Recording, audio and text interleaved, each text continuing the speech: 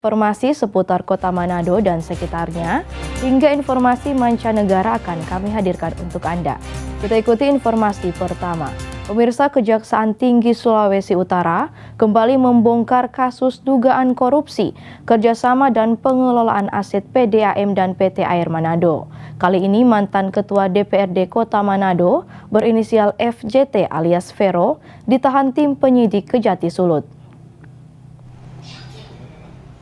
Kasus dugaan korupsi kerjasama dan pengelolaan aset PDAM Manado dan PT Air Manado kembali menjerat tersangka baru. Kali ini mantan Ketua DPRD Kota Manado periode 2005-2009 berinisial FJT alias Vero yang ditahan tim penyidik Kejati Sulut. Kepala Seksi Penerangan Hukum Kejati Sulawesi Utara Theodorus Rumampuk menerangkan FJT alias Vero telah menyalahgunakan kewenangan untuk menyetujui kerjasama pemerintah Kota Manado atau PDAM Manado dengan Indowater BV Drenthe atau BV Tirta Sulawesi tanpa melalui kajian teknis dan ketentuan perundang-undangan.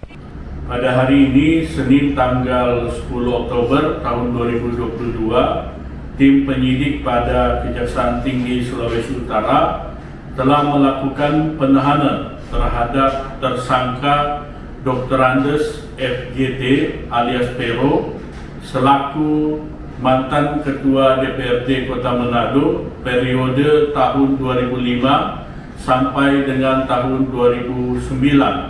Tersangka diduga secara bersama-sama maupun bertindak sendiri-sendiri secara melawan hukum dan menyalahgunakan kewenangan yang ada padanya, diduga melakukan tindak pidana korupsi dengan cara tersangka membuat keputusan untuk menyetujui kerjasama atau cooperation agreement antara pemerintah Kota Manado, PDAM Kota Manado dengan Indowater BV Drenthe Belanda atau NPWMD atau BV Tirta Sulawesi tanpa melalui kajian teknis dan ketentuan peraturan perundang-undangan yang berlaku.